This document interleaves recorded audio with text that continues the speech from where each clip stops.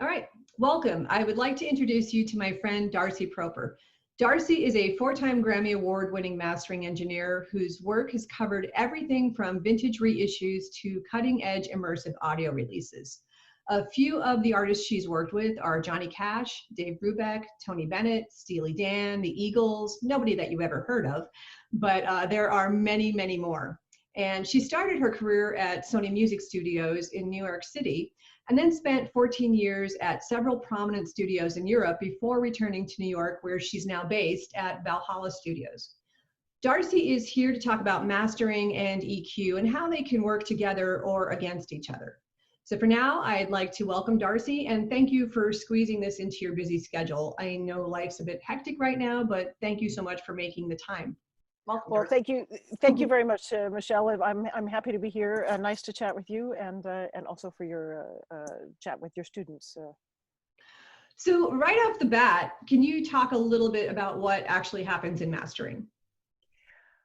Yes, in a nutshell, mastering is I'm pretty sure it was Bob Katz. I hope I'm giving credit where credit is due. He's described it as the last step in the creative process of a music production, and the first step in the manufacturing process.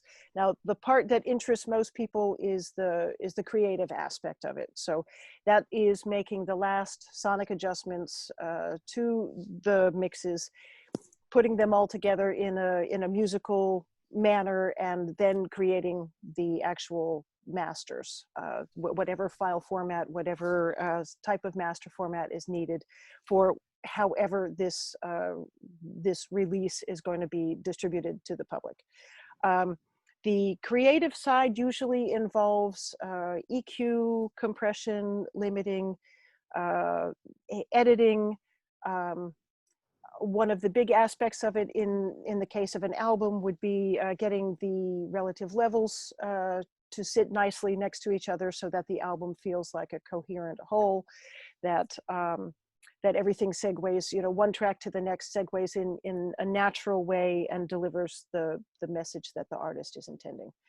Basically, my feeling is that what we're trying to do in mastering is take the material that's been delivered to us, already mixed by the mix engineer, and sort of bring forward those elements that really help to get the artist's message across, in whatever style that may be. So we're just trying to tune the listener in as much as possible to those elements that really make that music shine. Yeah, I think a lot of people might think of mastering as just it's making my music so it's going to be really loud when it plays on the radio, or sound great on the radio, but they forget how it's taking all those individual parts and pulling it together into a cohesive sounding unit. Yeah. Yeah, right now things are very much single based, a track here, a track there, people are listening to playlists and creating their own playlists and that kind of thing. So that can make mastering a little bit more challenging.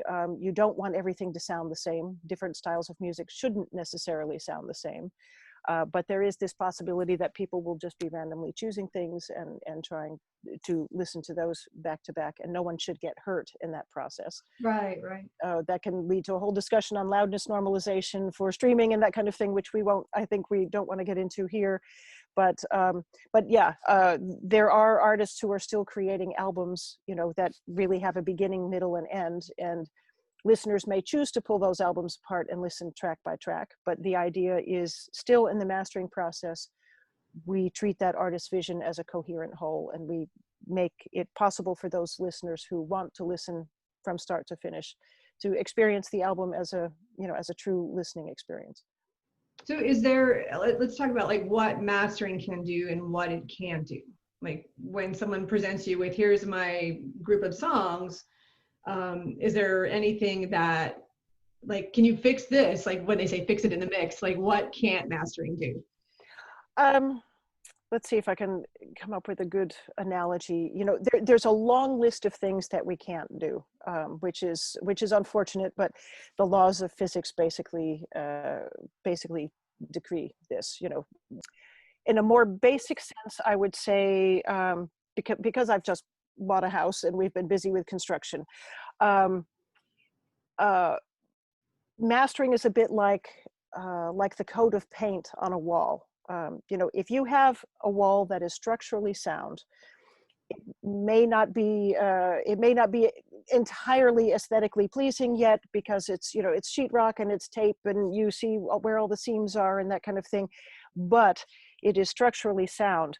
When you throw a coat of paint on that in the color that you've chosen, it changes the mood, it enhances the room, it makes the room feel like a livable space, it makes the room feel finished.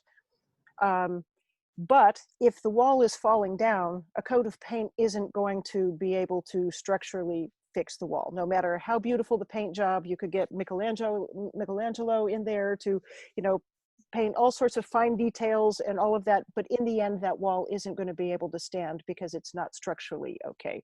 Right. So that's a little bit an analogy for what we can do in mastering. We can work on the fine details. We can we can adjust the overall tone. We can find the common thread and try to enhance those aspects of the common thread between tracks to make sure that the album feels as a whole. But if the mixes are essentially unhealthy, if the balances are seriously off, if there's a tragic EQ mismatch between, say, the guitar and the vocal and that kind of thing, if there are phase issues, if there are faulty edits that don't leave any material to rebuild them, then these are things that we can't fix in mastering.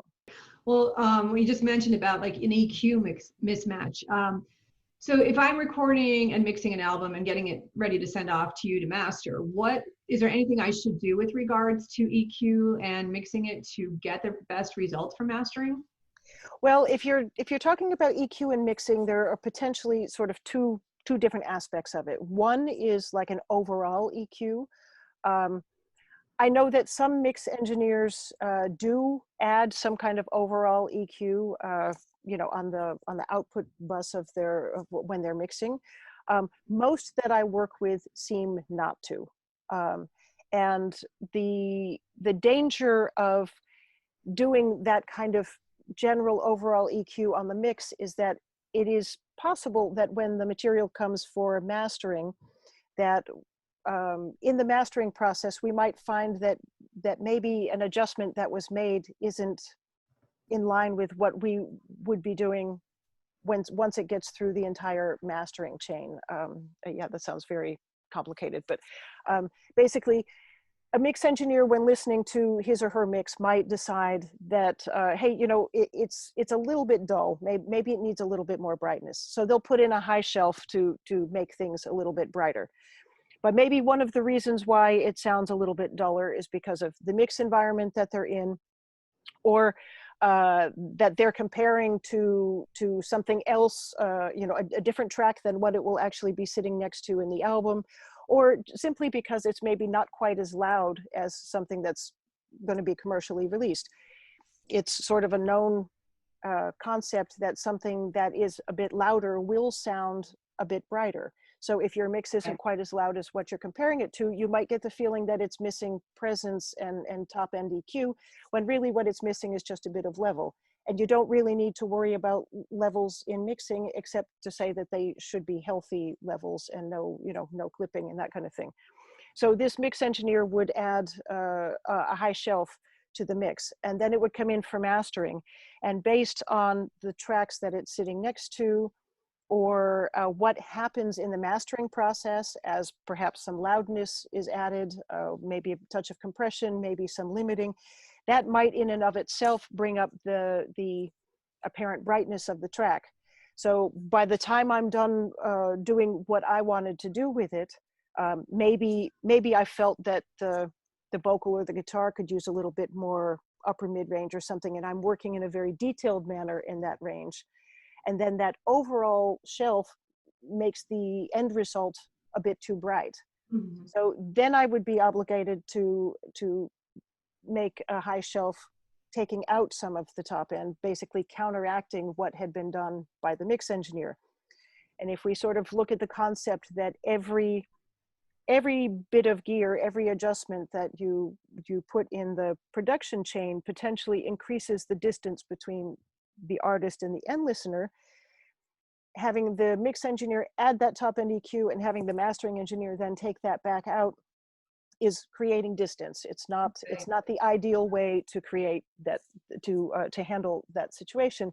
So in many cases, you know, if the mix is sounding pretty good, if the internal balances and everything are working, it's not really necessary to EQ, you know, across your mix bus.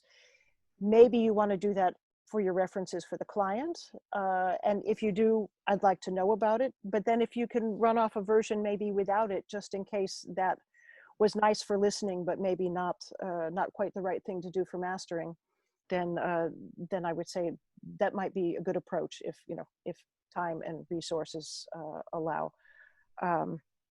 Because in mastering, I can always add that top end if it needs it. But it's a shame if the mix engineer adds it and then I have to take it away afterwards. The other aspect of EQ in mixing is equalizing the individual tracks. So the, you know, the individual instruments, shall we say, that the mix engineer is working on. I won't say that I am much of a mix engineer, but fortunately my husband is, and I was discussing this with him in preparation for this discussion, I guess. And his approach, and I think it would be the same for many mix engineers, maybe not all, but his approach is to get sort of the basis of the track going. So that would be typically, he said, in a, you know, pop rock track would be the drums and the bass. And then he'll bring the vocal in. And he'll start working on the vocal sound because, you know, even in a rock album that has a lot of guitars, probably the vocal would still be considered the focus of, you know, of the album or the track. Now, if it's a saxophone album or a kazoo album or, you know, whatever else, then of course you would bring in the saxophone or the kazoo, and then you would adjust that. And so he would get this focal track, we'll call it, which might be the vocal track, sounding the way he wants that to sound. And then he would bring in the guitars, you know, keyboards, horn section, you know, whatever else might be happening, and make that fit into the sort of frequency spectrum that he's created with the, you know, with the bass, drums, and particularly the vocal. And that helps him to avoid having any kind of difficult mismatch between the vocal and other elements in the track. So, you know, it would be a shame if the guitar ends up painfully bright and the vocals a bit dull, and that comes to mastering, because they sit roughly in the same fundamental frequency range, and, you know, very often are sitting even in the same space. It becomes difficult, if not impossible, to adjust one without affecting the other. So if I were to tone down the harsh edge of the guitar, then the vocal becomes even more muffled. If I bring up the presence in the vocal to make that more intelligible and more clear, then the guitar is going to get harsher and harsher.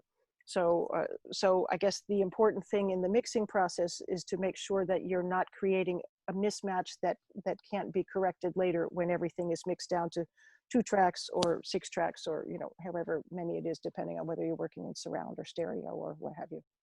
Right, because you're not actually working with the individual tracks, you're working with the overall mix, right? I'm working with the overall mix. So in stereo, everything, you know, if it's 120 different instruments, the mix engineer has already mixed that down to 2 channels, the left channel and the right channel. So anything that I'm doing in mastering, or any other mastering engineer is doing, will have an effect on everything in those 2 channels. Right. So part of the art of mastering actually is to determine what to adjust and what not to adjust, because anything that we do adjust can potentially have a positive effect for one aspect of the mix, but then maybe a negative aspect for another, you know, another aspect of the mix. And weighing that and making the decision for how far to go, what to change and how far to change it is part of the art of the mastering process. Right. So that kind of leads into my next question, like anything that you should avoid that would hinder the mastering process. And I guess well, a couple of things to look out for would be to make sure that your EQ across all of your inputs are, like you said, it's balanced and there's nothing that's really jumping out from one input to the next, so you don't have that problem to try and compensate. And the other thing would be I do know a lot of mix engineers who like to do that overall mix bus Mm-hmm. EQ with, especially with all the fantastic plugins that there are today, and Mm-hmm. dynamic EQ and doing this and that to sweeten and fatten, and but then I can see, yeah, if you get a track that is really bright and another track that's just dull, it's a problem for mastering. So is there anything else that can hinder the mastering process? Um, yeah, specifically with EQ, I nothing, leaps to mind. It's just important to have, each instrument can have its own character. I mean, we shouldn't try to make the tambourine sound, dull just for the, it should Right. still sound like a tambourine. But you'd be amazed at how much of the top end of a tambourine you can throw away when necessary in order, and still have it sound like a tambourine. I'm Mhm. pretty sure you run into this with live Yeah. mixing as well. Everything needs to have its place and keep its own character, but overall, the soundscape that they create should be compatible with each other. Phase issues are something that we really can't fix in mastering. So if you've made your guitars nice and wide and it's great, they float left and right, and you realize when they sum to mono, they disappear entirely. Given the number of people who do still hear things in mono, off their phone speaker at the supermarket, uh, so many different instances we're actually listening to things in mono these days on portable devices and that kind of thing. Clock issues are another, if you have a clocking issue that causes some stuttering and Mhm. multiple ticks and that kind of thing, then that's something that we really can't fix in the mastering process. If there's an occasional static tick or a vocal tick or something, some little occasional event that happens in the mix, then most mastering engineers have some kind of software that will remove those occasional events. If we're talking a clock tick every half second or so, then that's going to be something it might be possible to remove it, but it means that there's ultimately some kind of timing issue that that is lying underneath that, and that's best solved at the source rather than trying to fix it in mastering. And another thing I came up with is sort of noise or intermittency due to either faulty patching or failing processing on a plugin or something like that. If you have bursts of static or crackle or that kind of thing, if it's one instance or so here and there, that might be something that's removable with some intelligent software. But generally, that's something that would cause you to reprint your mix. So you have mastered a lot of records.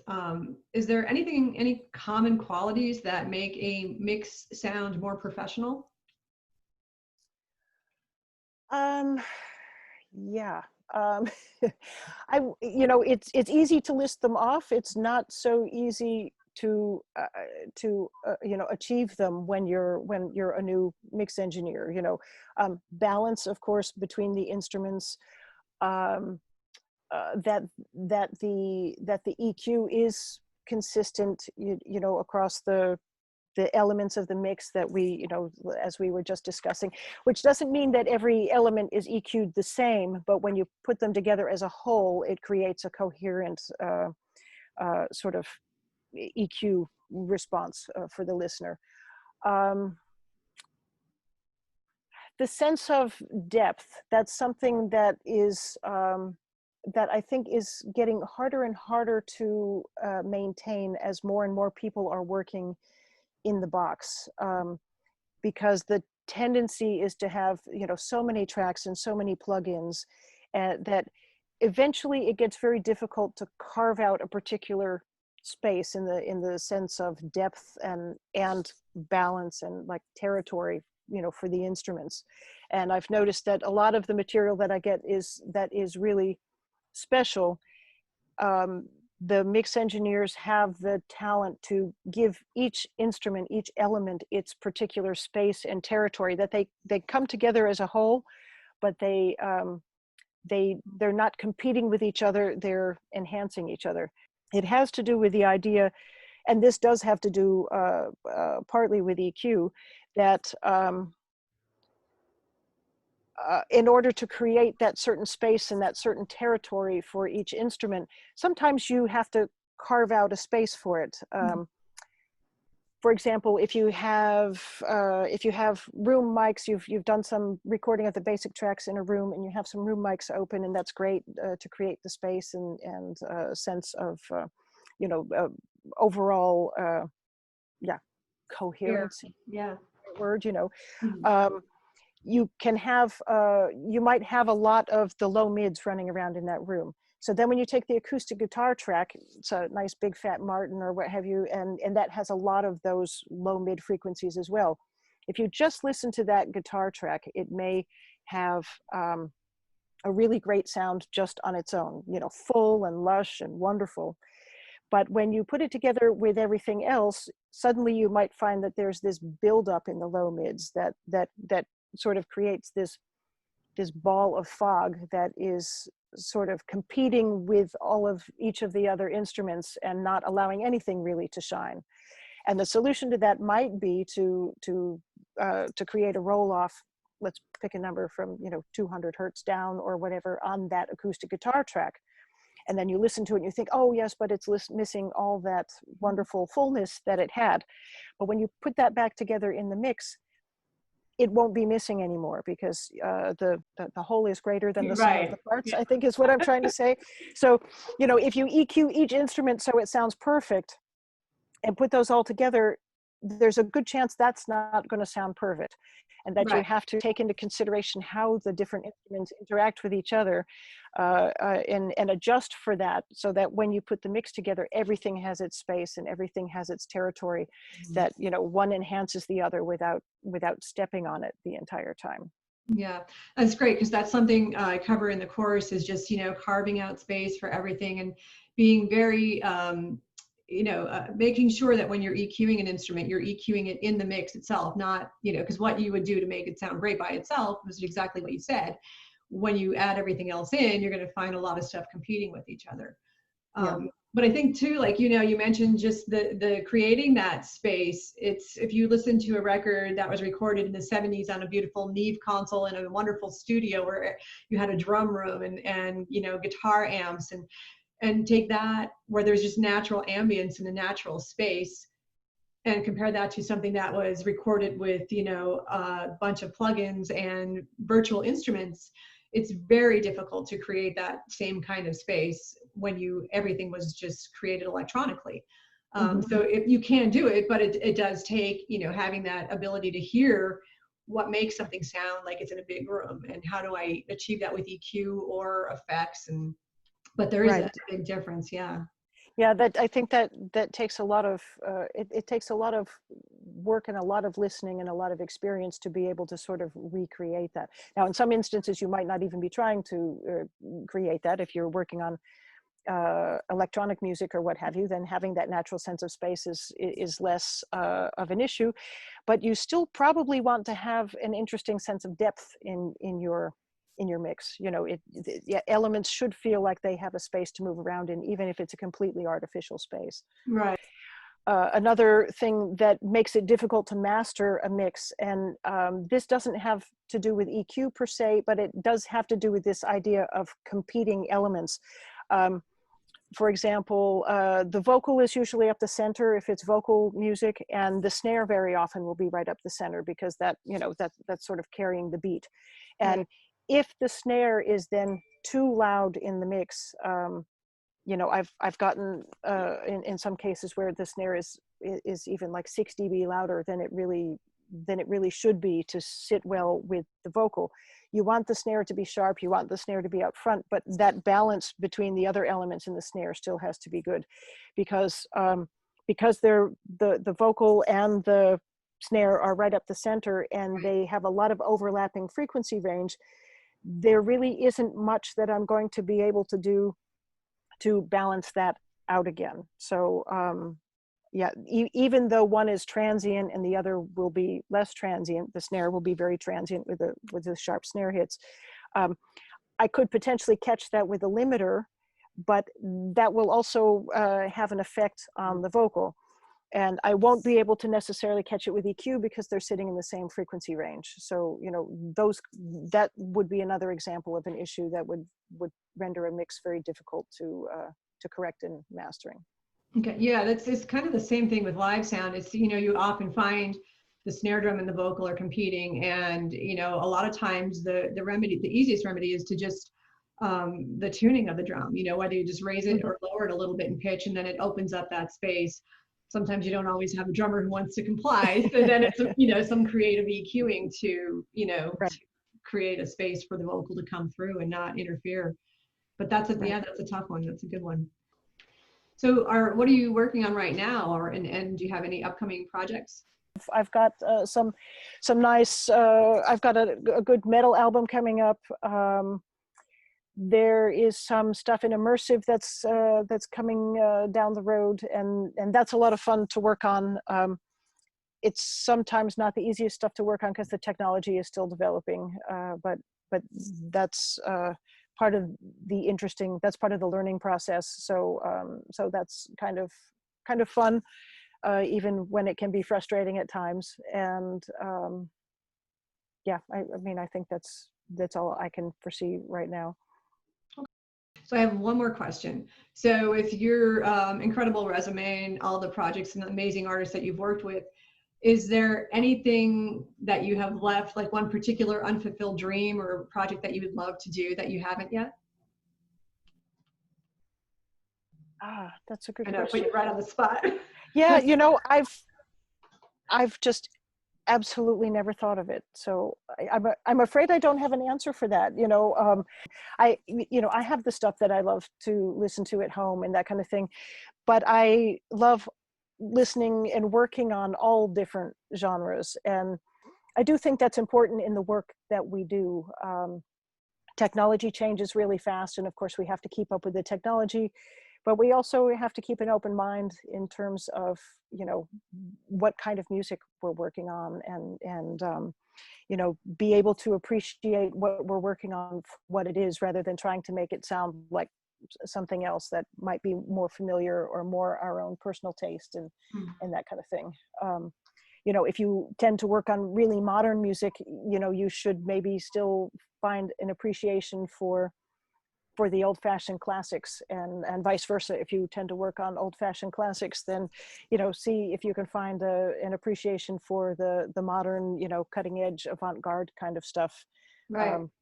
Because you never know where, you know, by expanding your sonic dictionary and your musical dictionary, it helps, it expands your own horizons, but it also helps you communicate with the artists that you're working with, and that kind of thing. You know, gives you a vocabulary to discuss things with them and exchange ideas with them. So in my case, so I can better understand what it is that they want from me, you know. All right. Well, Darcy, thank you so much for generously sharing your expertise and all of your wonderful knowledge. Again, you can read more about Darcy and her impressive career below. And I'd like to say thank you, and I will see you soon. Thanks a lot, Michelle. It was nice to see you again.